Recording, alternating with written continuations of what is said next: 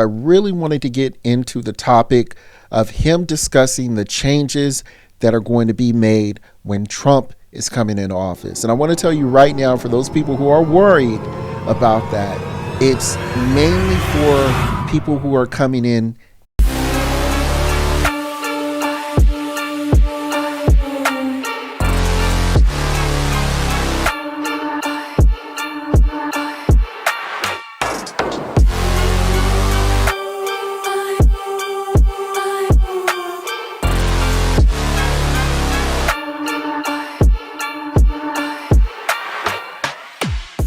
What's going on, people? This is your boy Say One's History. Please make sure that you like, subscribe, hit that notification bell so you can be updated for all cool new content that's coming out. I want to wish everyone out there a happy Thanksgiving.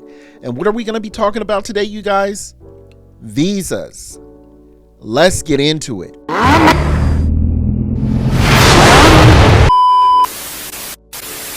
All right, so today, you guys, we are going to be talking about U.S. immigration processing timeframes. And as you may or may not know, this is actually a little bit personal for your boy because my wife is currently over in the Philippines right now, and we're going through this process. It's not going to affect us directly because we already applied earlier in 2024. But with that being said, it will have some effects for those people who are just applying and for those that plan on applying in 2025 especially. Now, I can tell you some good news just off the top, so you're not worried, is that if you're coming over legally, you're fine. The processing times haven't changed too much. And if you're like doing a K1 visa, K2, or actually K1 or K3, what ends up happening is there may be like a few months more added to the K1 visa. But other than that, generally speaking, you're all good. All right, so the YouTube channel we're going to be reviewing today is actually called U.S. Immigration with Attorney Jacob Sapp. And the video we're going to be reviewing today is going to be called Amazing News, I-130 Processing Time for Family Petition Reduced. Now, that is a good news to any passport bros, any expats, or any foreigners that are actually just coming over to the States and want to be with their family. So, you know, some are actually longer than others, but I'm going to let him do the talking. Let's get into it. Petitions at USCIS are now being processed much faster. What is USCIS doing to reduce the backlogs and make these petitions go faster? Let's talk about it and give you some predictions for 2024. Hello everybody, and welcome back to Immigration Channel. This is where we explain complex immigration matters in short, simple videos. In this video, we'll share with you some amazing news about I-130 petitions being processed much faster and what is USCIS doing to reduce the backlogs on their end. This is important information because it's going to impact your cases moving to 2024. I'll show you how to check the processing times of I-130 petitions, whether you're filing for a sibling, a spouse, a green card holder, or any children under the age of 21. And also we'll see how long it's taking for each of these petitions to be processed at the moment at USCIS. Before we do that, if you're here for the first time, don't forget to subscribe to our channel and click the notification bell so you don't miss any of our videos. And also give us a... Again, you guys, please make sure that you like and subscribe to his page. I will make sure that I leave a link to his page in the description. So with that being said, let's keep going. Big like so YouTube will be able to show this video to more people just like you. As always, if you need help with your immigration matters, whether it's a family petition, brother or sister or spouse, you know what to do. Send me a text, 619-483-4549. And if you're calling from overseas, go to this website, www.immigrationasap.com, put your name and phone number, and we'll get back to you as soon as possible, no matter where you are in the world. Now let's jump into the video.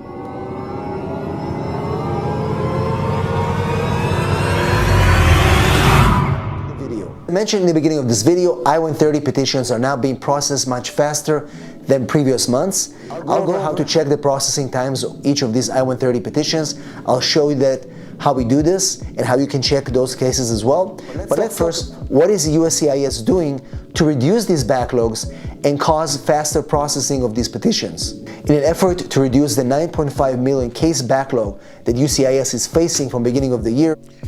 9.5 million cases. I'm sorry, I just caught that, but let's keep going.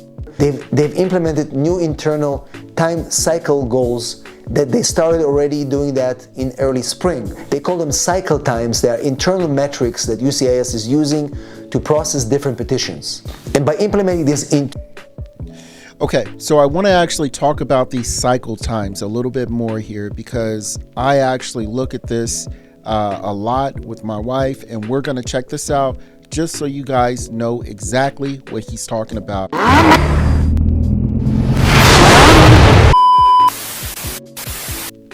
All right, you guys, so I wanted to blow this up so you can see exactly what I'm doing here. So we're on his page, and we're actually clicking on the link right at the very bottom, which is egov.uscis.gov/processing time. So I'm going to go ahead and click on that one right there. And I already set it up for a particular section. So if you go to check case processing times at the very top, you can actually see that right there. And then you're going to put in your form.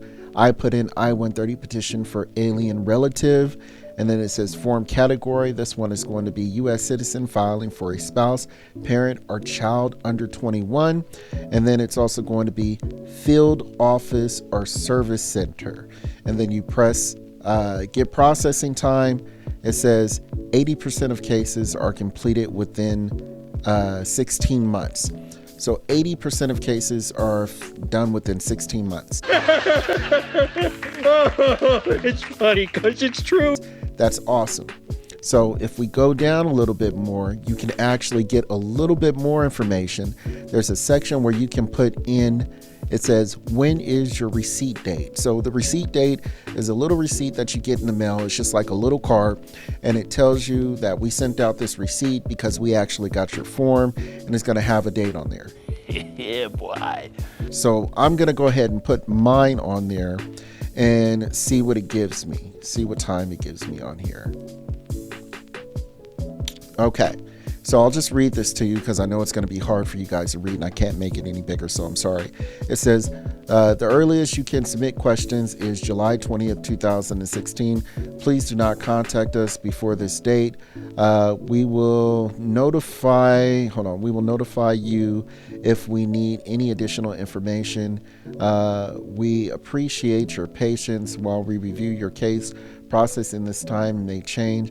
Return this page regularly for updates. No, God! No, God, please, no! Now they're saying that you can't contact us until 2016.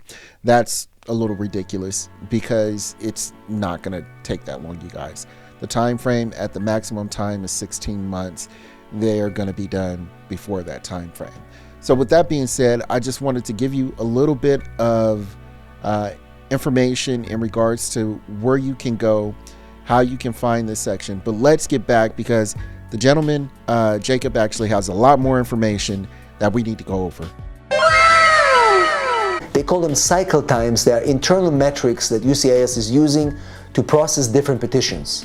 And by implementing these internal metrics, USCIS said that it's going to help them stay accountable, but also realize that some petitions are going to take longer than others, and find ways to cut those processing times, make them much more reasonable, allowing the applicant manageable expectations, knowing more or less when their petitions will be adjudicated.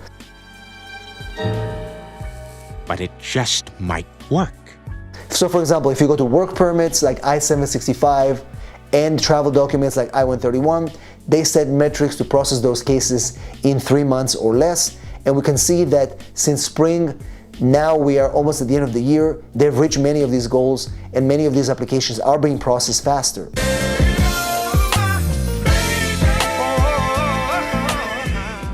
In other petitions, they allowed premium processing, allowing applicants to pay extra fees to process their cases faster, and they've expanded premium processing since the spring to now, and they have expanded premium processing since spring to allow more applications to be able to use that faster way to adjudicate them.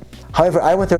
So I just want to reiterate, you guys, that I-130, like K1 visas, K3 visas, you can't pay that additional time. So don't even bother going to ask him. Just giving you a heads up from your boy, Say One. Damn! I'm sorry. I'm sorry. Petitions are not available for premium processing, and depending on which category you're filing under, these petitions take years to process, and applicants are frustrated and waiting in line to get their cases adjudicated. If you're not an immediate relative of a U.S. citizen, your I-130 is going to be subject to a certain processing times, which is not like a regular I-130.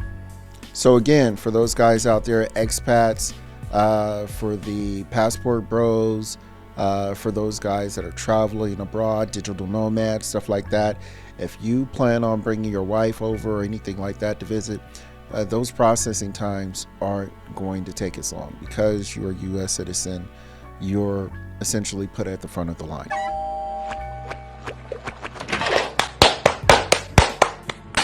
You guys, really is what it is. But let's keep going. I-130 may take less than a year if you're filing for a spouse or a parent of a U.S. citizen. Other petitions take much longer, and we'll show you when we check the processing times why it's taking so long.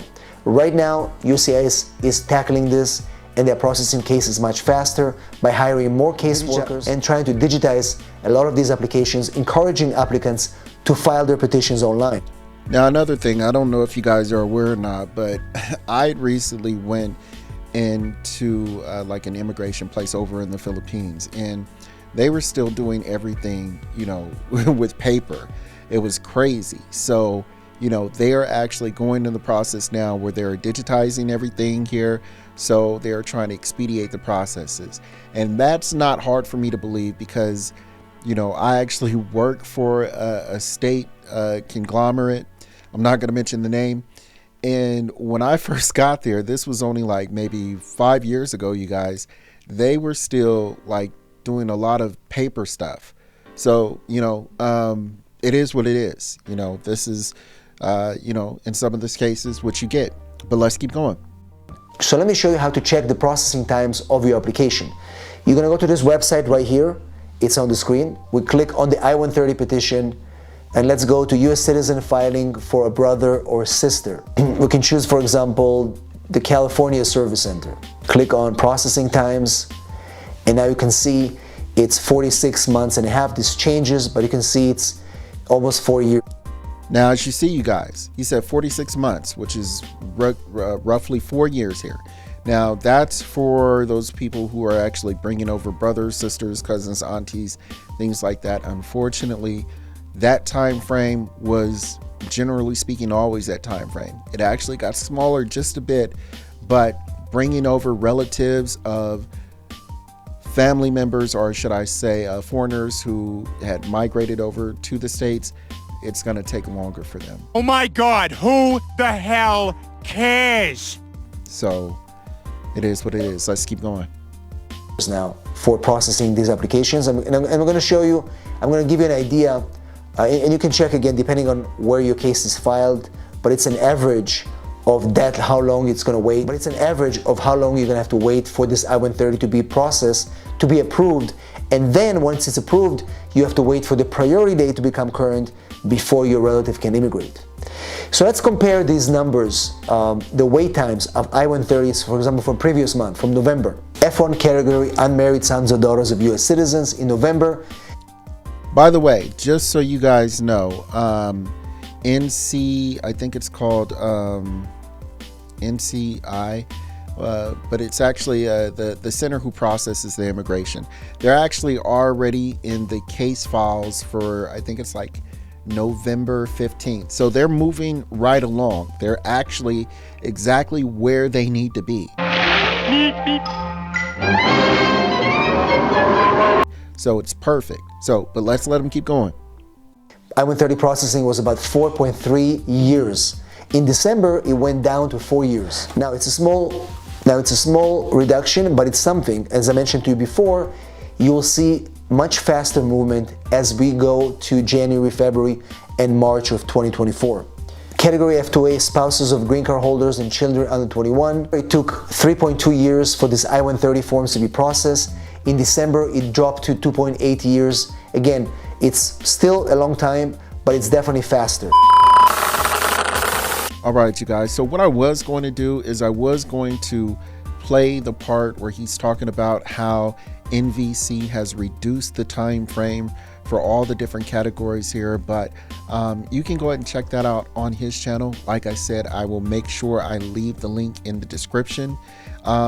So check that out on his channel. But what I wanted to do is I really wanted to get into the topic of him discussing the changes that are going to be made when Trump is coming into office. And I want to tell you right now, for those people who are worried about that, it's mainly for people who are coming in illegally that all of these changes are going to be made, and rightfully so.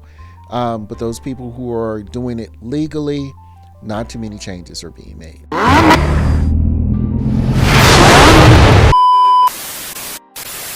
All right, before we get started, I just want to reiterate one more time that the changes that we're going to be going over are mainly going to be for the year of 2025 when Trump takes office. Facts. But with that being said, let's get going. So, Trump is coming, and it's going to impact the processing of visas. I like how they said that. Trump is coming. Let's keep going. In the different consulates and embassies worldwide. In this video, I'm going to go over the different embassies and consulates that process different visas. We'll cover as many countries as we can, and maybe your country will be included. So make sure you watch this video all the way until the end. We will. All right, so as we do every single month, I try to break down the visa processing in different consulates and embassies worldwide. This one is updated for November, late November, as we're heading to December. And the interesting thing is that embassies and consulates worldwide are going to be starting preparing themselves for the transition in the administration. What does it mean for you? What is it going to mean for the visa processing of your case? I'm going to try to explain that in this video. Which categories of visas will be impacted? Which countries will be impacted? I'm going to go over this in this video, so make sure you watch this all the way until the end. The way we're going to do this is I'm going to go through the different countries. I'm going to give you an update, the updates that we know about the different countries. And if I'm not covering your country in this video, please comment below. Let me know which country I missed in this video, and I promise you I'm going to try to recoup in the next video. So let's jump right into the video. Hold you to and that. Start with Lebanon. Lebanon right now is going through a big crisis. They're under war, and the U.S. Embassy obviously is not working on routine visa services. They're working on a case-by-case only, of course providing services to U.S. citizens and only processing visas for family members of U.S. citizens and green card holders at the moment. If you need any other non-immigrant visas or other things like student visas, you'll have to do this at a different embassy. Typically, quite a few embassies in Europe will take Lebanese citizens. Okay, so I'm not for sure what's going on in detail over in Lebanon, but I imagine it's some kind of conflict. It kind of reminds me of everything that was going on in that movie 13 Hours. I think it was over somewhere in the Middle East. But they were trying to get a lot of U.S. dignitaries home and whatnot. So they came first, U.S. visas, people like that were all able to get home, and then everybody after that. So if you're in Lebanon, which I don't think a lot of expats and passport bros and digital nomads are, but if you are and you're trying to get somebody over, you got a long time waiting. Let's keep going, buddy. Moving to the U.S. Embassy in Hanoi, Vietnam. This post is currently working routine visa services, been doing this for the past year or so. They're processing a lot of K1 visas as well as IR1 and CR1s. So if you're going through that post, it is working normally. In some cases, they also take third country national cases. So if you want to move your case from a different post, you may want to contact the U.S. Embassy in Hanoi and they may work with you. The only delays we've seen in this particular post are for student visas. So if you're trying to get a student visa, the wait times currently are over 8 weeks.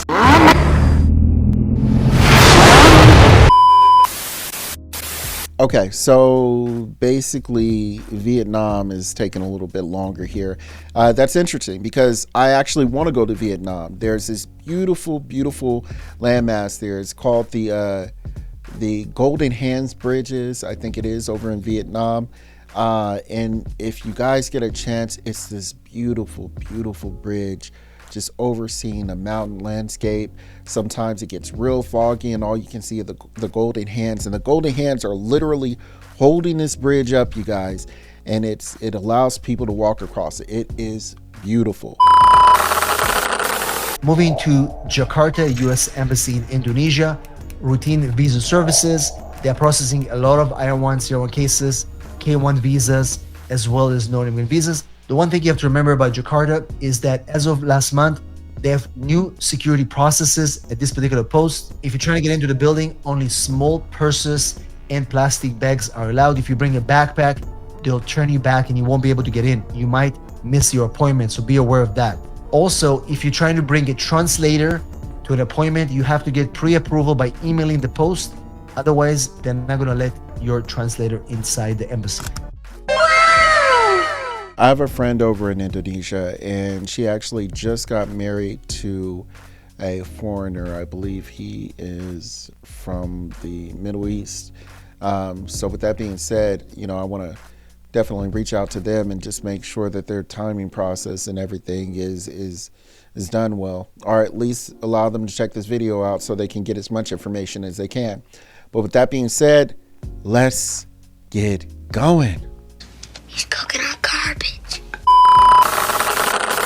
Moving to Thailand, the U.S. Embassy in Bangkok resumed routine visa services for a while. They're processing cases, non-immigrant visas, immigrant visas, CR1, K1 visas, as well as a lot of third country national visas. So if you're going to move your case from a different post in the region, make sure. Hey, shout out to Zoom to Thailand. U.S. Embassy in Manila, again, routine visa services is back. Student visa. I just want to say shout out to J and K from the Black Filipino TV and More to Life.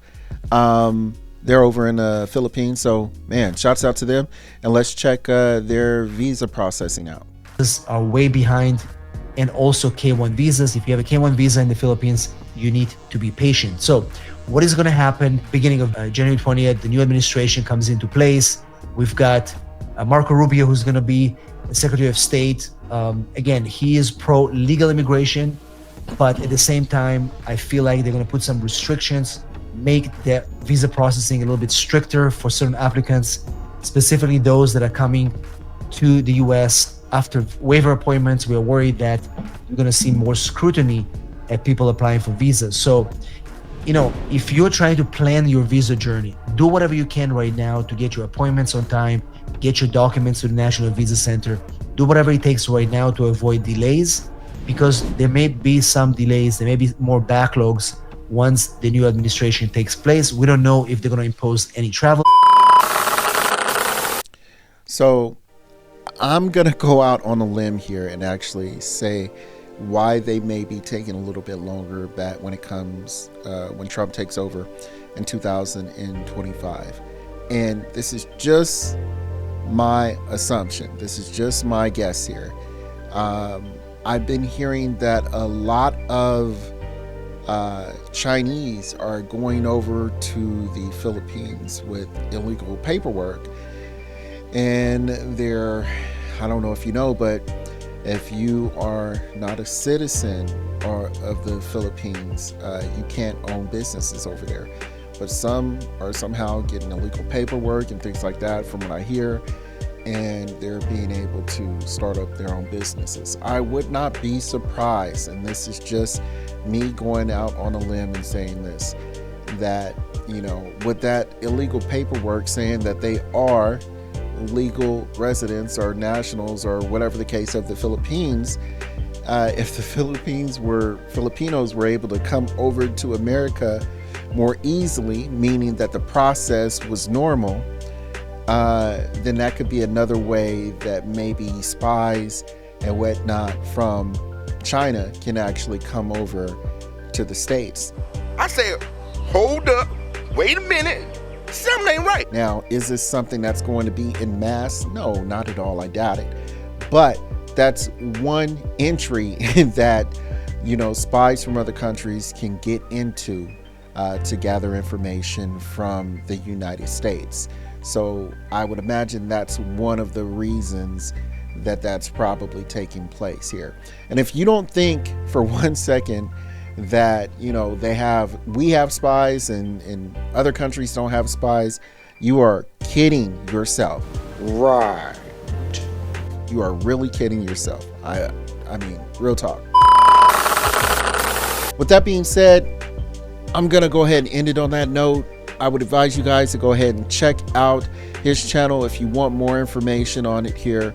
I appreciate you guys watching. Again, make sure that you like, subscribe, hit that notification bell so you can be updated for all cool new content that's coming out. We are going to be getting into our next video very, very soon, and we are going to be discussing the topic of, what is it, you ask? Well, it's going to be of women who are hooking up with their Uber Eats drivers. I'm sorry, I couldn't hold that in, you guys. But yeah, in how I, you know, have experienced some of these situations before. So if you're interested in that kind of stuff, tap in with your boy for the next video, because that is going to be funny as hell and it's going to be interesting. But I appreciate you guys sticking it all the way through the whole video again. Thank you again. I will holler at you guys later. Be easy. Peace.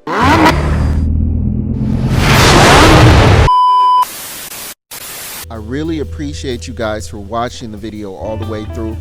But if you can do me a little itty bitty favor and hit that subscribe button, it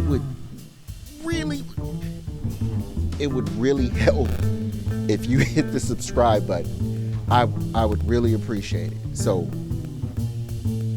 thank you in advance. Appreciate it.